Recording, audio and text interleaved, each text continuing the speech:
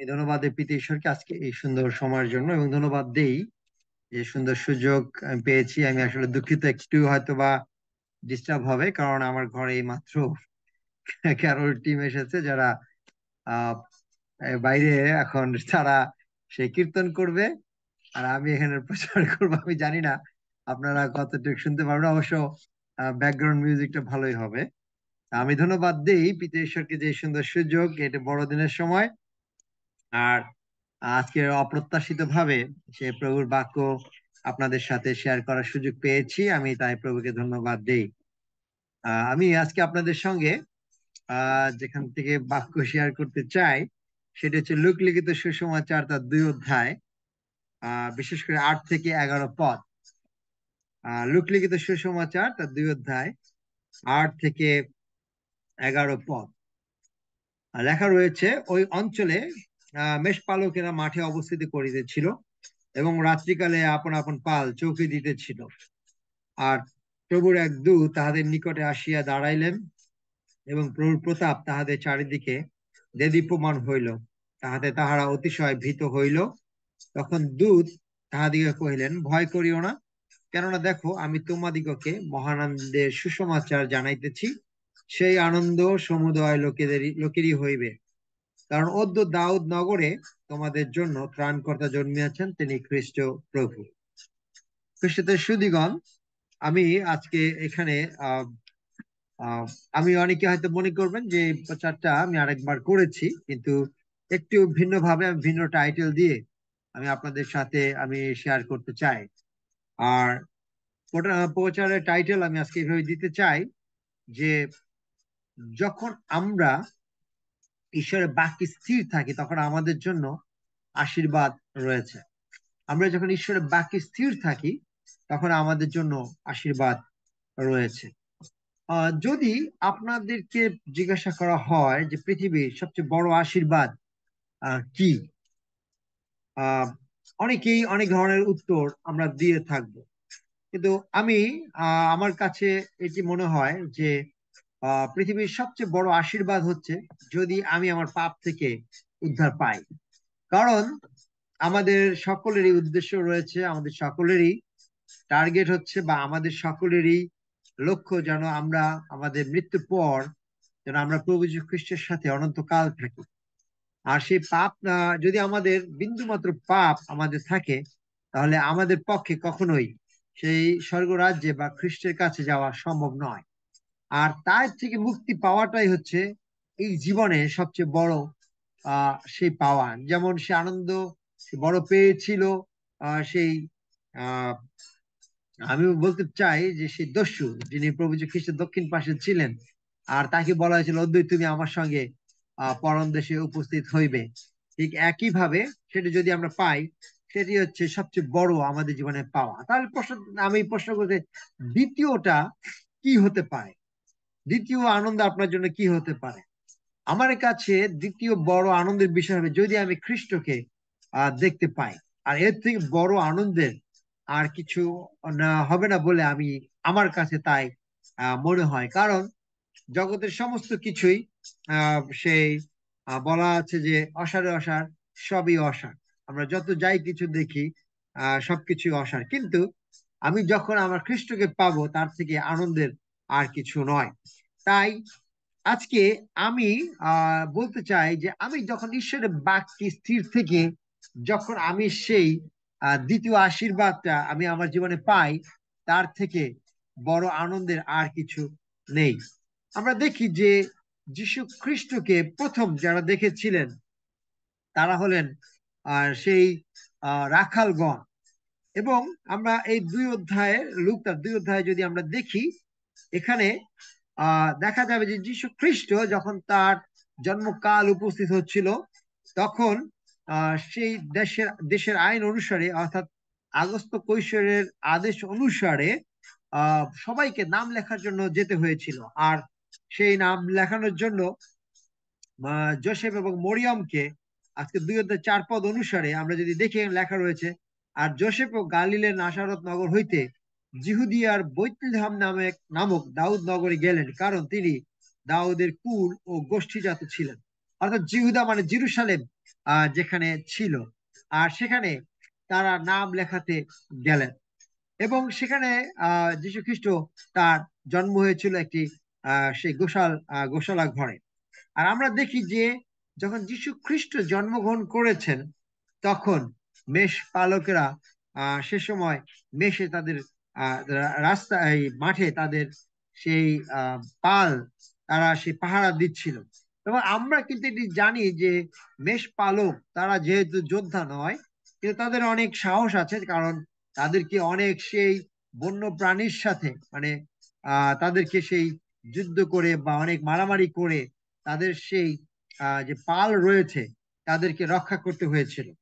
আর সেই জন্য তারা যখন পাহারায় ছিল সেই অনেক রাত্রে, আর সেই সময় আহ দূতগণ, যীশু খ্রিস্টের জন্মের ঠিক পরে দূতগণ তাদেরকে এসে তারা বলছেন যে আহ তারা যখন আসছে তখন তারা ভয় পেলে তাদের বলছেন যে তোমরা ভয় করিও না, কেননা দেখো আমি তোমাদিগকে মহানন্দের সুসমাচার জানাইতেছি, সে আনন্দ সমুদয় লোকেরই হবে, কারণ দাউদের নগরে তোমাদের জন্য ত্রাণকর্তা জন্মিয়াছেন, তিনি খ্রিস্ট প্রভু।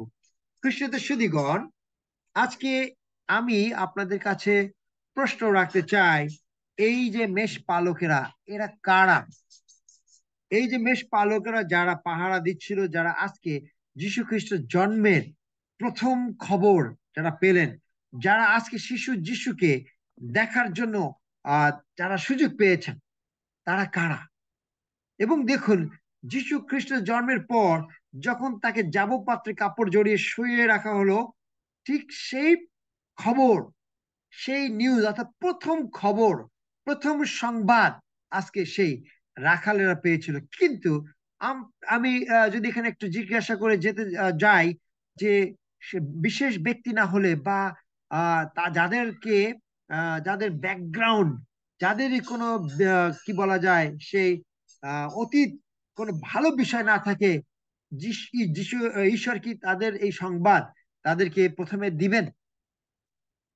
অনেকে মনে করেন পণ্ডিতেরা তারা কিন্তু সেই যিশুর জন্মের সময় তারা নিউজ পেয়েছিল, আসলে তা নয়। আপনি যদি এখানে দেখেন, আমি একটু এটা বলে তারপরে যেতে চাই যে লূক লিখিত সুসমাচার 2 অধ্যায় 7 পদ যদি অনুসারে আমরা দেখি, এখানে বলা আছে তাহাকে কাপড়ে জড়াইয়া যাবপাত্রে শোয়াইয়া রাখিলেন, কারণ পান্থশালায় তাহাদের স্থান ছিল। অর্থাৎ যীশু খ্রিস্ট লূক লিখিত সুসমাচার অনুসারে যীশু খ্রিস্টের যখন জন্ম হয়, তখন তাকে যাবপাত্রে রাখা হয়েছিল কাপড়ে জড়িয়ে।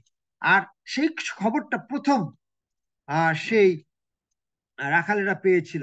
কিন্তু যখন সেই যিশুর জন্মের বারতা তারা দেখে যখন সেই পণ্ডিতের এসেছিল, তখন আপনারা যদি দেখেন মথি তার 2 অধ্যায় 10 পদ অনুসারে সেখানে লেখা রয়েছে যে তারাটি দেখিতে পাইয়া তাহারা মহানন্দে অতিশয় আনন্দিত হইলেন। 11 পদে স্পষ্ট লেখা আছে, পরে তাহারা গৃহমধ্যে গিয়া শিশুটিকে তাহার মাতা মরিয়মের সহিত দেখিতে পাইলেন ও ভূমিষ্ঠ হইয়া তাহাকে প্রণাম করিলেন, এবং আপনাদের ধনকোষ খুলিয়া তাহাকে স্বর্ণ কুন্দ্রু গন্ধরস উপহার দিলেন।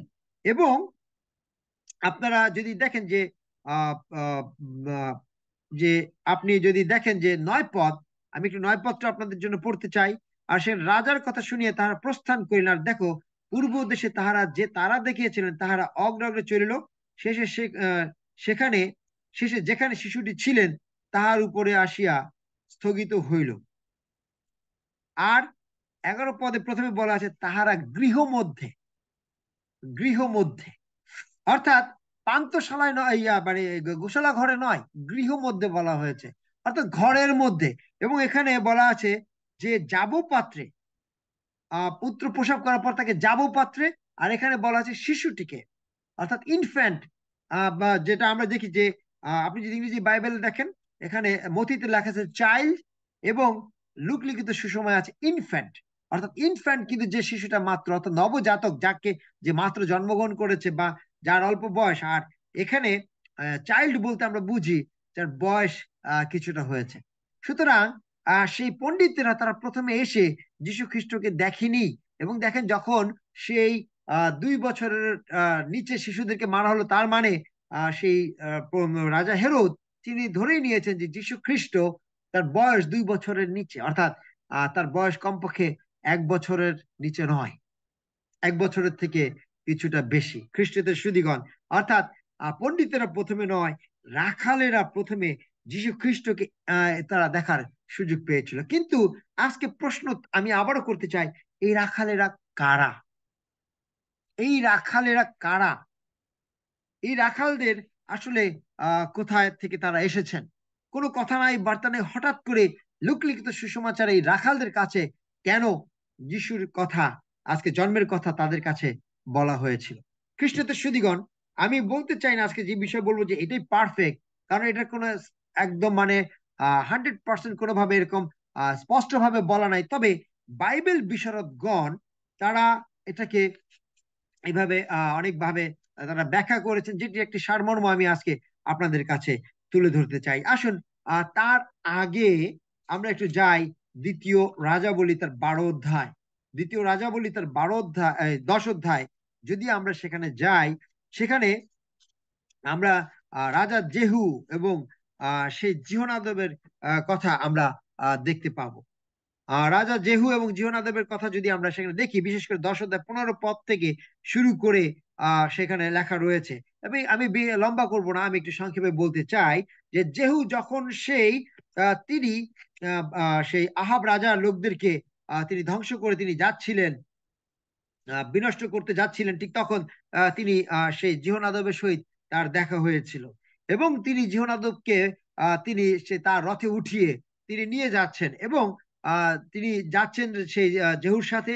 এবং সেই জেহু তিনি বলছেন 16 পদে, যদি আপনি দেখেন দ্বিতীয় রাজাবলী 10 অধ্যায় 16 পদ, আর তিনি কহিলেন, আমার সঙ্গে চলো সদাপ্রভুর নিমিত্ত আমার যে উদ্যোগ তাহা দেখো।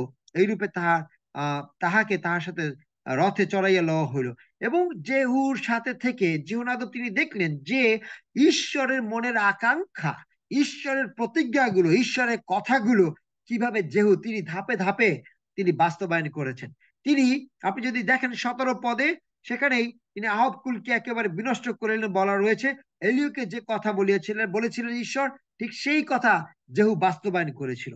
এবং তারপর যদি আপনি 18 থেকে যদি সেই একদম যদি সেই 22 পদ পর্যন্ত দেখেন, বা সেই সরি আপনি যদি সেই আহ, মানে সরি 28 পদ পর্যন্ত দেখেন, সেখানে দেখবেন যে বাল দেবের পূজারীদেরকে কিভাবে জেহু ধ্বংস করেছিল।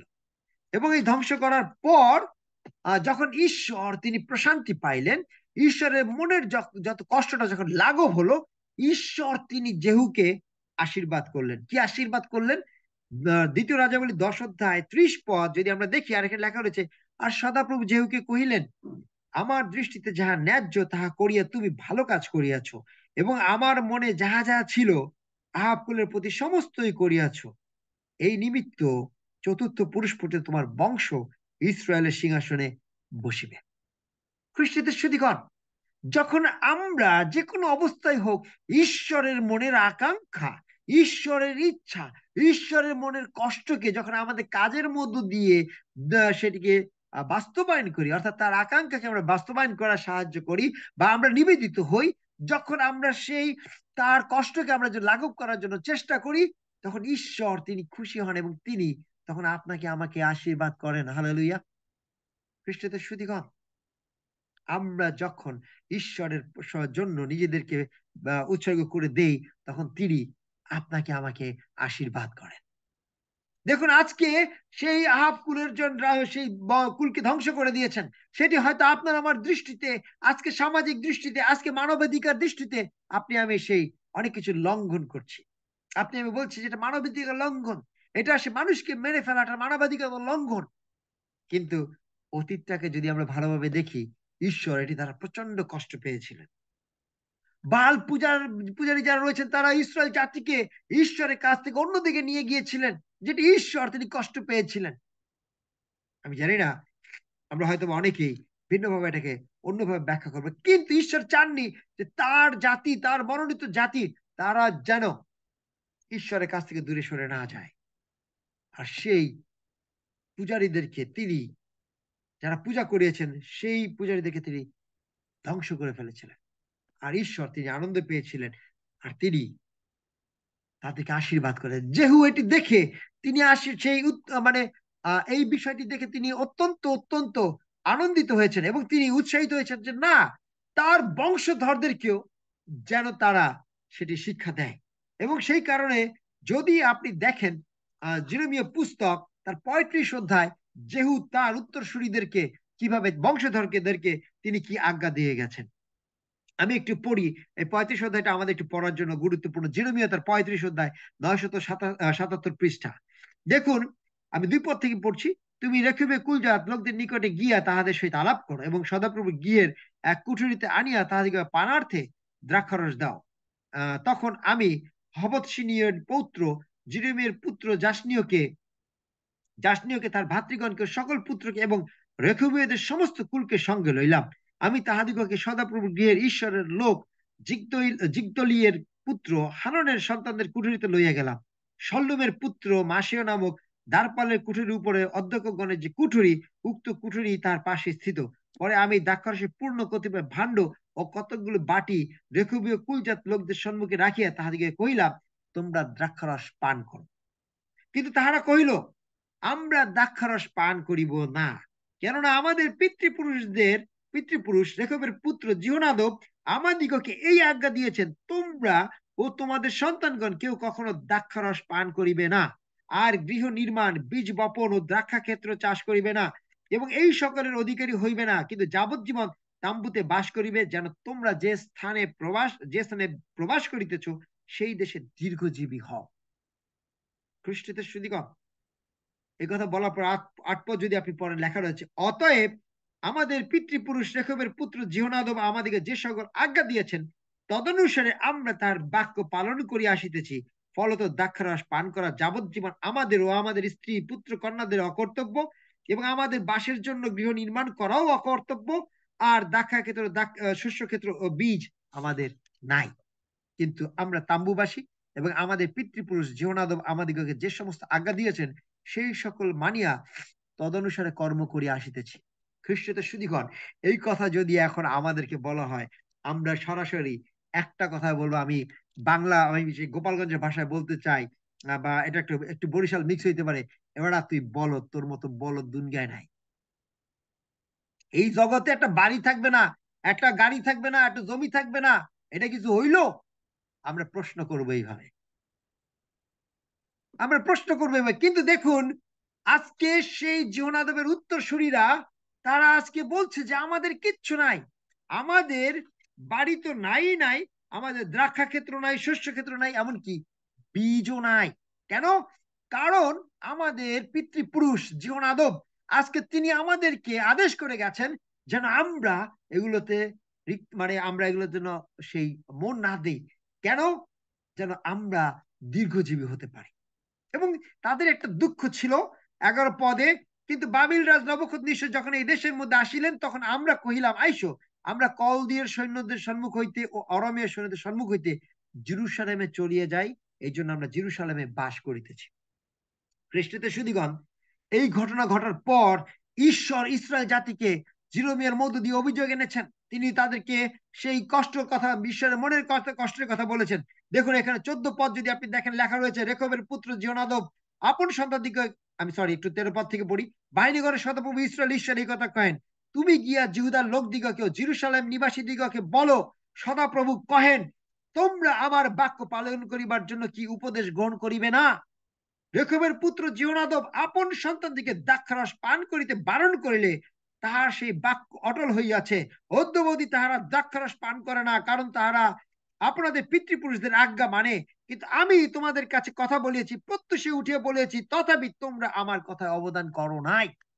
খ্রিস্টদের সুদীগণ, আজকে যদি এইখানে যদি আমি এই একটু চেঞ্জ করে বলি, আমি যদি আপনাদেরকেও বলি যদি একটু চেঞ্জ করেন, দেখেন এখানে বলা আছে, রেখবের পুত্র জিহনাদব আপন সন্তান দিকে দ্রাক্ষারস করিতে বারণ করিলে তাহার সেই বাক্য অটল হইয়াছে।